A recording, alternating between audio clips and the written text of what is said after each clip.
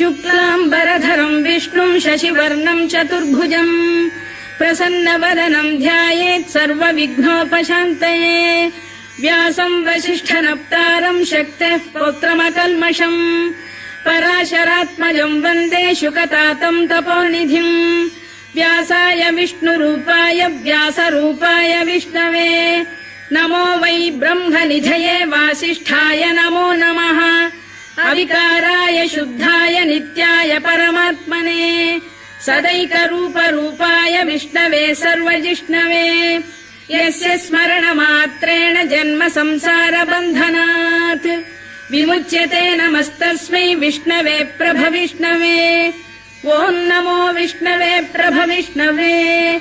श्रीवैशम्पायन उवाच श्रुत्वा धर्मानशेषेण पावनानि च सर्वशः युधिष्ठिरः शान्तनवम् पुनरेवाभ्यभाषत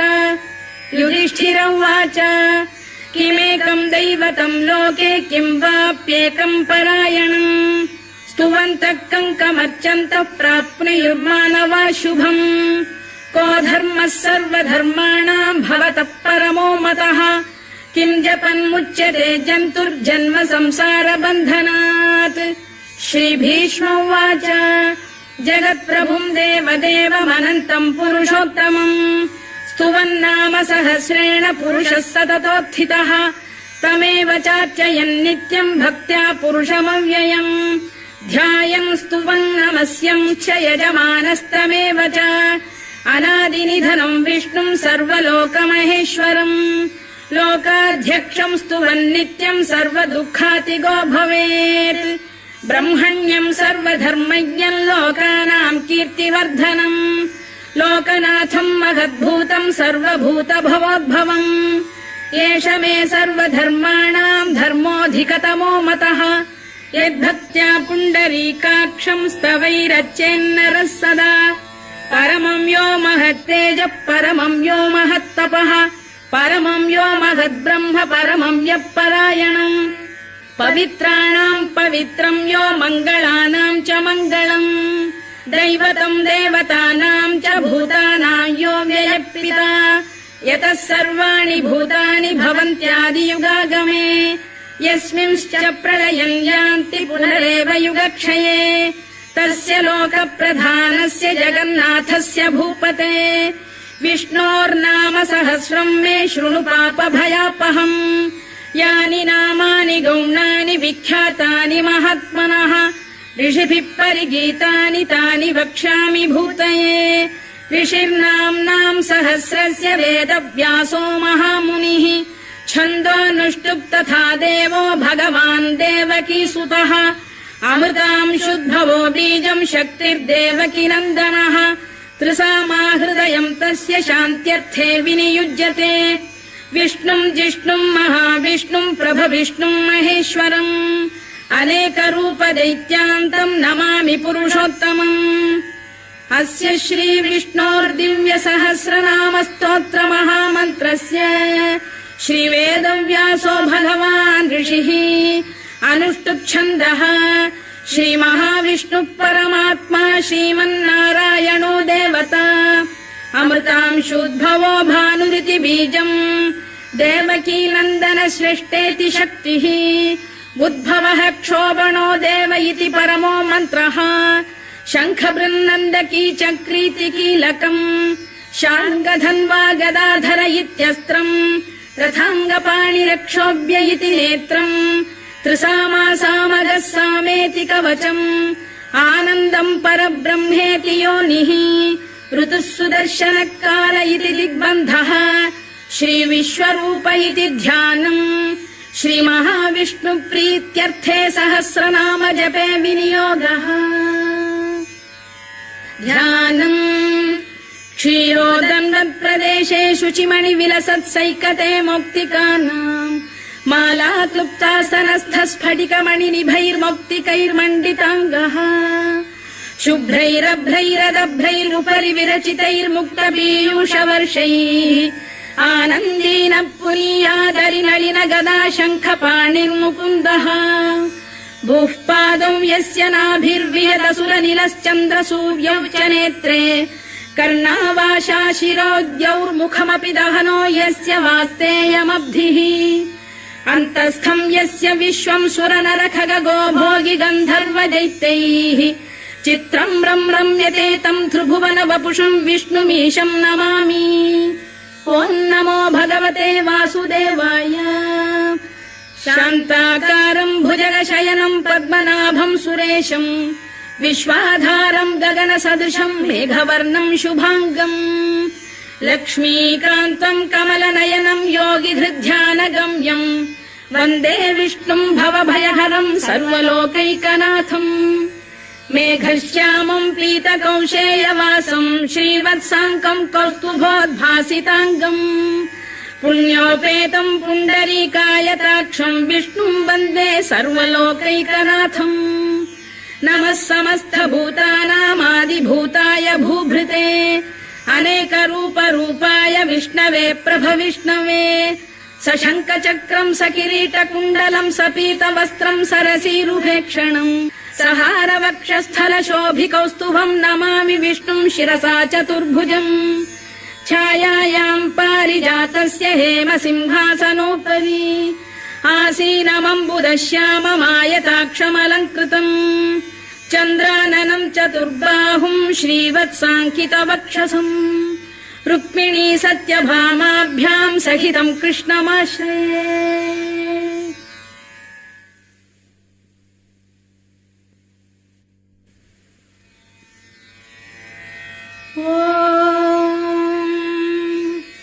विश्वम् विष्णुर्वषत्कारो भूतभव्य भवत्प्रभुः भूतकृद्भूतभृद्भावो भूतात्मा भूतभावनः भूतात्मा परमात्मा च मुक्तानाम् परमागतिः अव्ययः पुरुषः साक्षी क्षेत्रज्ञोऽक्षर एव च योगो योगविदाम् नेता प्रधानपुरुषेश्वरः नारसिंहवपुः श्रीमान् केशवः पुरुषोत्तमः सर्वः शर्वः शिवस्थाणुर्भूतादिर्निधिरव्ययः सम्भवो भावनो भर्ता प्रभवः प्रभुरीश्वरः स्वयम्भूः शम्भुरादित्यः पुष्कराक्षो महास्वनः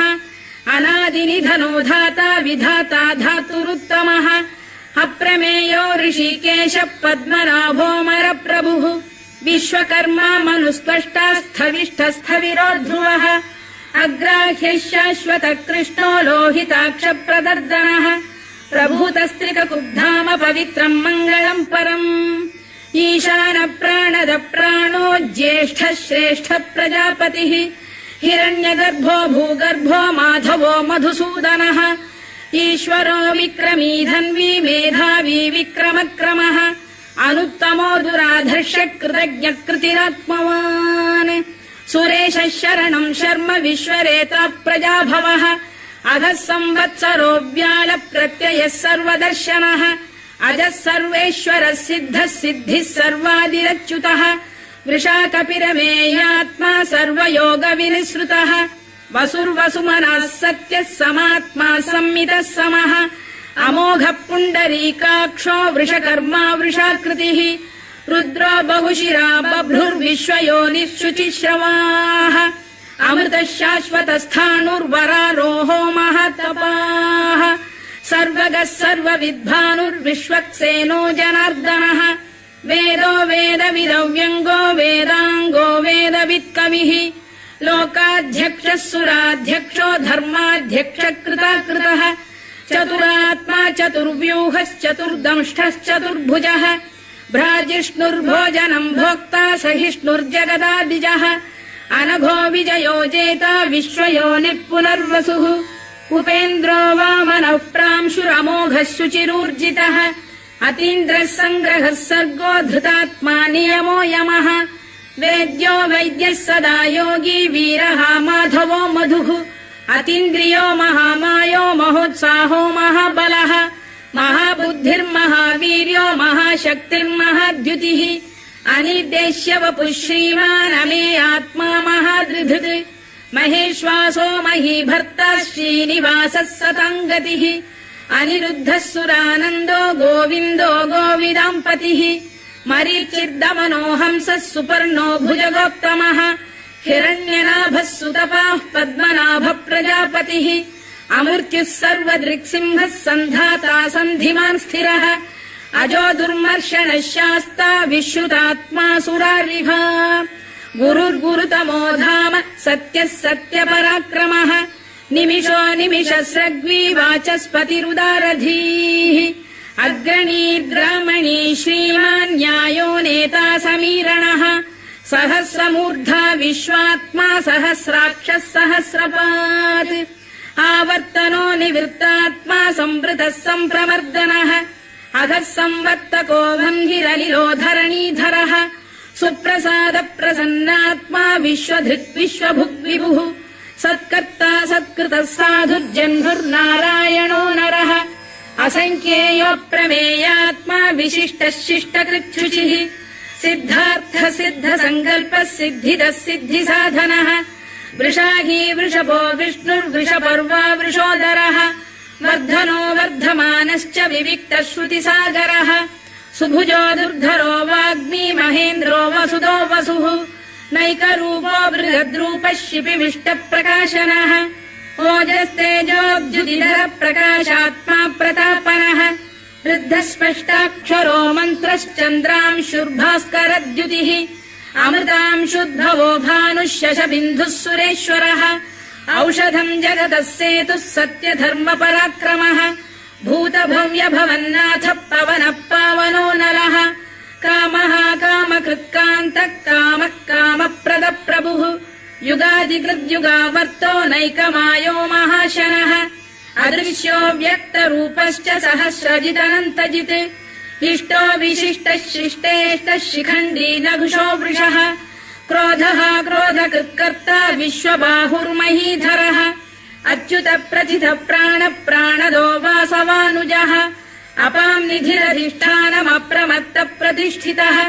स्कन्द स्कन्दधरो धुर्यो वरदो वायुवाहनः वासुदेवो बृहद्भानुरादिदेवः पुरन्दरः अशोकस्तारणस्तारः शूरः शौरिर्जनेश्वरः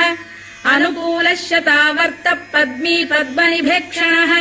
पद्मनाभोरविन्दाक्षः पद्मगर्भः शरीरभृत् महर्धिर्वृद्धो वृद्धात्मा महाक्षो गरुडध्वजः अतुलः शरभो भीमः समयज्ञो हविर्हरिः सर्वलक्षणलक्षण्यो लक्ष्मीवान् समितिञ्जयः विक्षरो रोहितो मार्गो हेतुर्दामोदरः सः महीधरो महाभागो वेगवानमिताशनः उद्भवः क्षोभणो देवः श्रीगर्भः परमेश्वरः करणम् कारणम् कर्ता विकर्ता गहनो गुहः व्यवसायो व्यवस्थानः संस्थानस्थानदो ध्रुवः परधिः परमस्पष्टस्तुष्टः पुष्टः शुभेक्षणः रामो विरामो विरतो मार्गो नेयोनयोनयः वीरः शक्तिमताम् श्रेष्ठो धर्मो धर्मविदुत्तमः वैकुण्ठः पुरुष प्राण प्राणद प्रणवपृतुः हिरण्यगर्भः शत्रुघ्नो व्याप्तो वायुरधोक्षजः ऋतुः सुदर्शनकालः परमेष्ठी परिग्रहः उग्रः संवत्सरो दक्षो विश्रामो विश्वदक्षिणः विस्तारस्थावरस्थाणुः प्रमाणम् बीजमव्ययम् अर्थोऽनर्थो महाकोशो महाभोगो महाधनः अनिर्विण्णस्थविष्ठो भूर्धर्मयूपो महामखः नक्षत्रनेमिर्नक्षत्री क्षमः क्षामः समीहनः यज्ञयुज्यो महेज्यश्च क्रतुः सत्रम् सताम् गतिः सर्वदर्शी विमुक्तात्मा सर्वज्ञो ज्ञानमुत्तमम्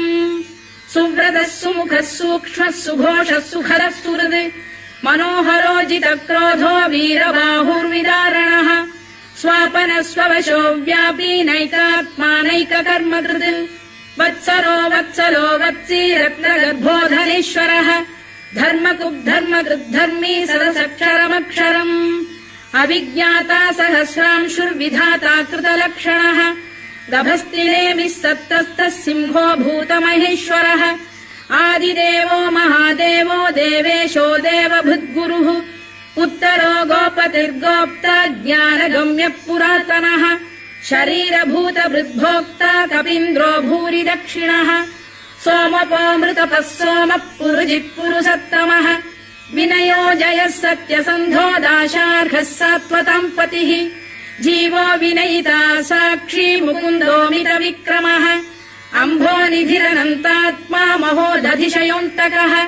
अजो महार्घः स्वाभाव्यो जिता मित्रप्रमोदनः आनन्दो नन्दनो नन्दः सत्यधर्मात्रिविक्रमः महर्षि कपिलाचार्य कृतज्ञो मेदिनीपतिः त्रिपदस्त्रिदशाध्यक्षो महाशृङ्गकृतान्तकृत् महावराहो गोविन्दः सुषेणः कनकाङ्गनी गुह्यो गभीरो गहनो गुप्तश्चक्रगदाधरः मेधास्वाङ्गो जितकृष्णो दृढः सङ्कर्षणोच्युतः वरुणो वारुणो वृक्षः पुष्कराक्षो महामनाः भगवान् बलहानन्दी वनमाली हलायुधः आदित्यो ज्योतिरादित्यः सहिष्णुर्गतिसत्तमः सुधन्वाखण्ड परशुर्दारुणो द्रविणप्रदः दिवस्पृक् सर्वदृग्व्यासो वाचस्पतिरयो निजः त्रिसामासामगः साम निर्वाणम् भेषजम् भिषज सन्न्यासकृच्छमः शान्तो निष्ठा शान्तिः परायणम् शुभाङ्गः शान्तिदस्रष्टा कुमुदः कुवलेशयः गोहितो गोपतिर्गोप्ता वृषभाक्षो वृषप्रियः अनिवर्ती निवृत्तात्मा संक्षेप्ता क्षेमकृच्छिवः श्रीवत्सवक्षः श्रीवासः श्रीपतिः श्रीमताम्बरः श्रीरः श्रीशः श्रीनिवासः श्रीनिधिः श्रीविभावनः श्रीधर श्रीकर श्रेयः श्रीमान् लोकत्रयाश्रयः स्वक्षः स्वङ्गः शतानन्दो नन्दिर्ज्योतिर्गणेश्वरः विजितात्मा विधेयात्मा सत्कीर्तिश्छिन्न संशयः उदीर्णः सर्वतश्चक्षुरनीशः शाश्वतः स्थिरः भूषयो भूषणो भूतिर्विशोकः शोकनाशनः अर्चिष्मानर्चितः कुम्भो विशुद्धात्मा विशोधनः अनिरुद्धो प्रतिरथ प्रद्युम्नोमित विक्रमः कालनेमिनिः वीरः शौरिः शूरजनेश्वरः त्रिलोकात्मा त्रिलोकेशः केशवः केशिहा हरिः कामदेवः कामपालः कामी कान्तकृतागमः अनिर्देश्य वपुर्विष्णुर्वीरोऽनन्तो धनञ्जयः ब्रह्मण्यो ब्रह्मकृद्ब्रह्मा ब्रह्म ब्रह्मविवर्धनः ब्रह्मविब्राह्मणो ब्रह्मी ब्रह्मज्ञो ब्राह्मणप्रियः महाक्रमो महाकर्मा महातेजा महोरगः महाक्रतुर्महायज्वा महायज्ञो महाहविः स्तव्यस्तव प्रियस्तोत्रम् स्तुतिस्तोतारणप्रियः पूर्णः पूरयिता पुण्यः पुण्यकीर्तिरनामयः मनोजवस्तीर्थकरो वसुरेता वसुप्रदः वसुप्रदो वासुदेवो वसुर्वसुमनाहविः सद्गतिः सत्कृतिः सत्ता सद्भूतिः सत्परायणः शूरसेनो यदुश्रेष्ठः सन्निवासः सुयामुनः भूतावासो वासुदेवः सर्वासु निलयो नलः दर्पः दर्पदो दृप्तो दुर्धरोऽथा पराजितः विश्वमूर्तिर्महामूर्तिर्दीप्तमूर्तिरमूर्तिमान् अनेकमूर्तिरव्यक्तः शतमूर्तिः शताननः एकोनैकः स वक् किम् यत्तत्पदमनुत्तमम् लोकबन्धुर्लोकनाथो माधवो भक्तवत्सलः सुवर्णवर्णो हेमाङ्गो वराङ्गश्चन्दनाङ्गदी वीरः विषमः शून्यो घृता क्षीरचरश्चलः अमानी मानदो मान्यो लोकस्वामी त्रिलोकधृत् सुमेधा मेधजो धन्यः सत्यमेधाधराधरः तेजो वृषोद्युतिधरः सर्वशस्त्रभृताम्बरः प्रग्रहो निग्रहो व्यग्रो नैकशृङ्गो गदाग्रजः चतुर्मूर्तिश्चतुर्बाहुश्चतुर्व्यूहश्चतुर्गतिः चतुरात्मा चतुर्भावश्चतुर्वेदविदेकपात् समावर्तो निवृत्तात्मा दुर्जयो दुरधिक्रमः दुर्लभो दुर्गमो दुर्गो दुरावासो दुरारिः शुभाङ्गो लोकसारङ्गः सुतन्तुस्तन्तुवर्धनः इन्द्रकर्मा महाकर्मा कृतकर्मा कृतागमः उद्भवः सुन्दरः सुन्दो रत्ननाभः सुलोचनः अर्को वाजसनः शृङ्गी जयन्तः सर्वविजयी सुवर्णबिन्दुरक्षोभ्यः सर्ववागीश्वरेश्वरः महाह्रदो महागर्तो महाभूतो महानिधिः कुमुदः कुन्दरः कुन्दः पर्जन्यः पावनो निलः अमृताशोऽमृतवपुः सर्वज्ञः सर्वतोमुखः सुलभः सुव्रतः सिद्धः शत्रुजिच्छत्रुतापनः न्यग्रोधोदुम्बरोश्चतश्चाणूरान्ध्रैषूदनः सहस्रार्चिः सप्तजिह्वः सप्तैधाः सप्तवाहनः अमूर्तिरनघोचिन्त्यो भयकृद्भयनाशनः अणुबृहत्कृशस्थूलो गुणभिर्निर्गुणो महान् अधृतस्वधृतस्वास्य प्राग्वंशो वंशवर्धनः भारभृत्कथितो योगी योगीशः सर्वकामदः आश्रमश्रमणः क्षामः सुपर्णो वायुवाहनः धनुर्धरो धनुर्वेदो दण्डो दमयिता दमः अपराजितः सर्वसहो नियन्ता नियमो यमः सत्त्ववान् सात्विकः सत्यः सत्यधर्मपरायणः अभिप्रायप्रियार्होः प्रियकृत्प्रीतिवर्धनः विहाय सगतिर्ज्योतिः सुरुचिर्कुतभुग्विभुः रविर्विरोचनः सूर्यः सवितारविलोचनः अनन्तो हुतभुग्भोक्ता सुखदो नैकजोऽग्रजः अनिर्विण्णः सदामर्षी लोकाधिष्ठानमद्भुतः सनात्सनातनतमः कपिलः कपिरव्ययः स्वस्तिदः स्वस्तिकृत् स्वस्ति स्वस्तिभुक् स्वस्ति दक्षिणः अरौद्रः कुण्डली चक्री विक्रम्यूर्जितशासनः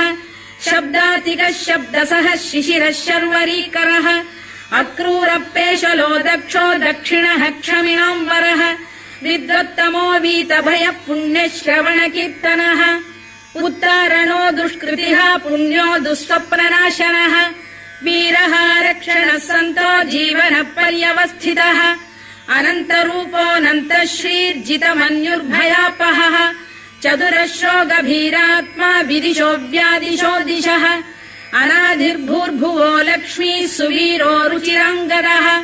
जननो जनजन्मादिर्भीमो भीमपराक्रमः आधारनिलयो धाता पुष्पहास प्रजागरः ऊर्ध्वदः सत्पथाचार प्राणद प्रणवप्रणः प्रमाणम् प्राणनिलय प्राणभृत्प्राणजीवनः तत्त्वम् तत्त्वविदेकात्मा जन्म मृत्युजरातिगः भूर्भुवः स्वस्तरुस्तारः सविता प्रपितामहः यज्ञो यज्ञपतिर्यज्वा यज्ञाङ्गो यज्ञवाहनः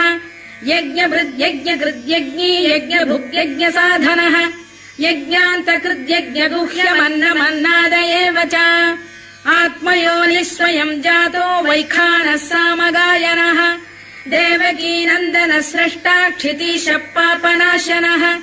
शङ्खबृन्नन्दकी चक्री शार्ङ्गधन्वा गदाधरः तथाङ्गपाणिरक्षोभ्यः सर्वप्रहरणायुधः सर्वप्रहरणायुधवोन्नम इति वनमाली गरीशाङ्गी शङ्खी चक्री च नन्दकी श्रीमान्नारायणो विष्णुर्वासुदेवोऽभिरक्षतु वनमाली गरीशाङ्गी शङ्खी चक्री च नन्दकी श्रीमान्नारायणो विष्णुर्वासुदेवोऽभिरक्षतु वनमाली गरीशाङ्गी शङ्खी चक्री च नन्दकी श्रीमान्नारायणो विष्णुर्वासुदेवोऽभिरक्षतु इतीदम् कीर्तनीयस्य केशवस्य महात्मनः नाम्नाम् सहस्रम् दिव्यानामशेषेण प्रकीर्तितम् य इदम् शृणुयान् नित्यम् यश्चापि परिकीर्तयेत् नाशुभम् प्राप्नुयात् किञ्चित् सोमुत्रेह च मानवः वेदान्तको ब्राह्मणस्य क्षत्रियो विजयी भवेत् वैश्यो धनसमृद्धः स्यात् क्षुद्रः सुखमवाप्नुयात् धर्मार्थी प्राप्नुयात् धर्ममर्थार्थी चार्थमाप्नुयात् कामानवाप्नुयात् कामी प्रजार्थी चाप्नुयात् प्रजाम् भक्तिमान् यः सदोत्थाय शुचिस्तद्गतमानसः सहस्रम् वासुदेवस्य नाम्नामेतत् प्रकीर्तयेत् यश प्राप्नोति विपुलम् याति प्राधान्यमेव च अचलाम् श्रियमाप्नोति श्रेयः प्राप्नोत्यनुत्तमम् न भयम् क्वचिदाप्नोति वीर्यम् तेजश्च विन्दति भवत्यरोगोद्युतिमान् बलरूपगुणान्वितः रोगार्तो मुच्यते रोगात् बद्धो मुच्येत बन्धनात् भयान्मुच्येत भीतस्तु मुच्येतापन्न आपदः दुर्गाण्यतितरत्याशु पुरुषः पुरुषोत्तमम् स्तुवन्नाम सहस्रेण नित्यम् भक्तिसमन्वितः वासुदेवाश्रयो मर्त्यो वासुदेवपरायणः सर्वपापविशुद्धात्मा याति ब्रह्म सनातनम् न वासुदेव भक्तानामशुभम् विद्यते क्वचित् जन्म मृत्युजरा व्याधि भयम् नैवोपजायते इमम् स्तवमधीयानः श्रद्धा भक्तिसमन्वितः युज्येतात्मसुखक्षान्ति श्रीधृतिस्मृतिकीर्तिभिः न क्रोधो न च मात्सर्यम् न लोभो न शुभा मतिः भवन्ति कृतपुण्यानाम् भक्तानाम् पुरुषोत्तमे द्यौः स चन्द्रार्कनक्षत्राखम् दिशो भूर्महो दधिः वासुदेवस्य वीर्येण विधृतानि महात्मनः ससुरासुरगन्धर्वम् स यक्षोरगराक्षसम् जगत्वशे वर्ततेदम् कृष्णस्य सचराचरम् इन्द्रियाणि मनो बुद्धिः सत्त्वम् तेजो बलम् धृतिः वासुदेवात्मकान्याहुः क्षेत्रम् क्षेत्रज्ञ एव च सर्वागमानामाचार प्रथमम् परिकल्पते आचार प्रभवो धर्मो धर्मस्य प्रभुरच्युतः ऋषयः पितरो देवा महाभूतानि धातवः जङ्गमा जङ्गमम् चेदम् जगन्नारायणोद्भवम् योगो ज्ञानम् तथा साङ्ख्यम् विद्या शिल्पादिकर्म च वेदाः शास्त्राणि विज्ञानमेतत् सर्वम् जनार्दनात् एको विष्णुर्महद्भूतम् पृथग्भूतान्यनेकशः त्रीन् लोकान् व्याप्य भूतात्मा भुङ्क्ते विश्वभुवव्ययः इमम् स्तवम् भगवतो विष्णोर्व्यासेन कीर्तितम् पठेद्य इच्छेत् पुरुषः श्रेयत् प्राप्तुम् सुखानि च विश्वेश्वरमजम् देवम् जगतः प्रभुमव्ययम् भजन्ति ये पुष्कराक्षम् न ते यान्ति पराभवम् न ते यान्ति पराभवम् ओन्नम इति अर्जुनोवाच पद्मपत्रविशालाक्ष पद्मनाभसुरोत्तमा भक्तानामनुरक्तानाम् त्राता भव जनार्दन श्रीभगवानुवाच यो माम् नाम सहस्रेण स्तोतुमिच्छति पाण्डव सोऽहमेकेन श्लोकेन स्तुत एव न संशयः स्तुत एव न संशयोन्नम इति व्यास उवाच वासनाद्वासुदेवस्य वासितम् भुवनत्रयम् सर्वभूतनिवासोऽसि वासुदेव नमोऽस्तु ते वासुदेव नमोऽस्तु ते ओन्नम इति पार्वत्युवाच केनोपायेन लघुना विष्णोर्नाम सहस्रकम् पठ्यते पण्डितैर्नित्यम् श्रोतुमिच्छाम्यहम् प्रभो ईश्वर उवाच श्रीराम राम रामेति रमे रामे मनोरमे सहस्रनाम तत्तुल्यम् राम नाम वरानने श्रीराम राम रामेति रमे रामे मनोरमे सहस्रनाम तत्तुल्यम् राम नाम वरानने श्रीराम राम रामेति रमे रामे मनोरमे सहस्रनाम तत्तुल्यम् राम नाम वरानने राम नाम वराननवोन्नम इति ब्रह्मोवाच नमोऽस्त्वनन्ताय सहस्रमूर्तये सहस्रपादाक्षि शिरोरुबाहवे सहस्रनाम्ने पुरुषाय शाश्वते सहस्रकोटियुगधारिणे नमः सहस्रकोटियुगधारिणे नमोऽन्नम इति सञ्जय उवाच यत्र योगेश्वर कृष्णो यत्र पार्थो धनुर्धरः तत्र श्रीर्विजयो भूतिर्ध्रुवानीतिर्मतिर्मम श्रीभगवानुवाच अनन्याश्चिन्तयन्तो मां ये जनाः पर्युपासते तेषाम् नित्याभियुक्तानां योगक्षेमम् वहाम्यहम् परित्राणाय साधूनां विनाशाय च दुष्कृताम् धर्म संस्थापनार्थाय सम्भवामि युगे युगे आर्ता विषण्णाः शिथिलाश्च भीता घोरेषु च व्याधिषु वर्तमानाः संकीर्त्य नारायण शब्दमात्रम् विमुक्त दुःखाः सुखिनो भवन्तु कायेन वाचा मनसेन्द्रियैर्वा बुद्ध्यात्मना वा प्रकृते स्वभावात् करोमि यद्यत् सकलम् परस्मै नारायणायेति समर्पयामि।